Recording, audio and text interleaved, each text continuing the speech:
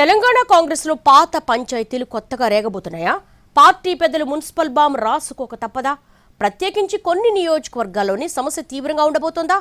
ఏవో assembly segments అక్కడ మాత్రమే ఎందుకు మోత మోగుతోంది? తెలంగాణలో మున్సిపల్ ఎన్నికలు దగ్గర పడుతున్నాయి. నిర్వహణ కోసం ఓవైపు అధికార యంత్రాంగం సిద్ధమవుతూ ఉండగా మరోవైపు పొలిటికల్ హీట్ కూడా పెరిగిపోతోంది. ఇక అధికార పార్టీ కాంగ్రెస్ అయితే ఎప్పటినుంచో కసరత్తు మొదలుపెట్టింది. గ్రామ పంచాయతీ ఎన్నికల్లో ఎదురైన సమస్యలు మళ్లీ తలెత్తకుండా చూసే పనిలో పడింది పార్టీ నాయకత్వం. కానీ కొత్త పాత వివాదాలను ఎలా సెట్ చేయాలి అన్నది బిగ్ టాస్క్. కొత్త నేతలకు ప్రాధాన్యత ఇస్తే పాత వాళ్లని బుజ్జగించడం ఎలా? అంతా కొత్త నాయకుల వెంట వచ్చిన వాళ్లకే టికెట్లిస్తే పాత లీడర్స్ పంచాయతీ తేల్చేది ఎవరన్న ప్రశ్నలు వస్తున్నాయి. గత అసెంబ్లీ ఎన్నికల్లో కాంగ్రెస్ పవర్లోకి వచ్చాక బీఆర్ఎస్ నుంచి గెలిచిన 10 మంది ఎమ్మెల్యేలు కాంగ్రెస్ పార్టీలో చేరారు. ఇక అప్పటి నుంచి నియోజకవర్గాల్లో వాళ్లకు వాళ్ల చేతిలో ఓడిపోయిన పాత కాంగ్రెస్ నాయకులకు మధ్య ఆధిపత్య పోరు నడుస్తోంది.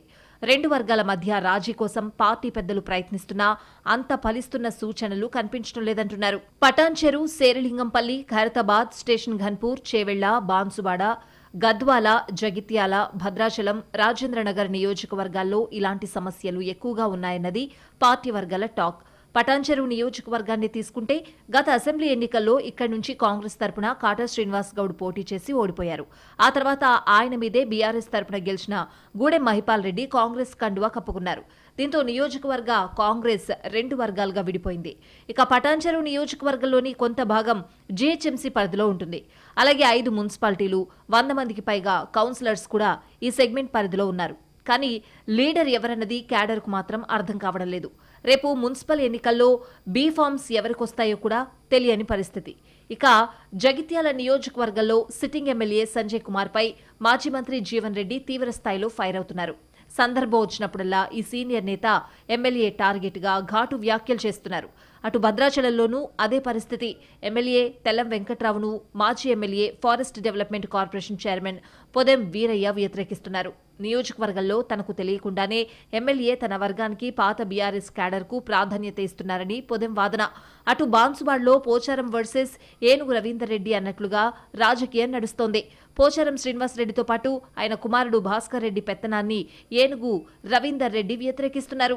గద్వాల్ నియోజకవర్గంలో సిట్టింగ్ ఎమ్మెల్యే బండ్ల కృష్ణమోహన్ రెడ్డి ఉండగా కాంగ్రెస్ తరపున పోటీ చేసి ఓడిన సరితా తిరుపతయ్య ఆయన్ని వ్యతిరేకిస్తున్నారు.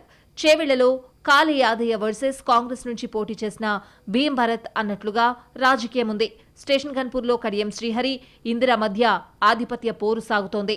త్వరలో జరిగే మున్సిపల్ ఎన్నికల్లో తమతో నడిచిన క్యాడర్కు ప్రాధాన్యత ఇవ్వాలని 10 నియోజకవర్గాల్లో ఓడిన నేతలంటున్నారు. పార్టీ కష్టకాలంలో ఉన్నప్పుడు జెండాలు మేము మోస్తే అధికారం వచ్చిన తర్వాత పెత్తనం వాళ్ల చేతిలోకి వెళ్లిందన్నది సదరు నేతల ఆవేదన.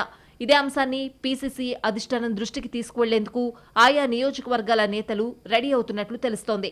చాలా కాలంగా పెండింగ్లో ఉన్న పాత కొత్త పంచాయతీకి ఫుల్ స్టాప్ పెట్టేలా ఇప్పటికైనా పీసీసీ పెద్దలు ఫోకస్ పెడతారా లేక గాలి కొదిలేస్తారా అన్నది పెద్ద క్వశ్చన్ మార్క్. మున్సిపల్ ఎన్నికల వేళ అధికార కాంగ్రెస్ పార్టీలో పాత కొత్త నేతల మధ్య సమన్వయం ఉండేలా పెద్దలు చొరవ తీసుకోవాలనే అభిప్రాయం వ్యక్తం చేస్తున్నారు నాయకులు. స్క్రీనింగ్ కమిటీ దీన్ని ఎలా హ్యాండిల్ చేస్తుందన్నది చూడాలి.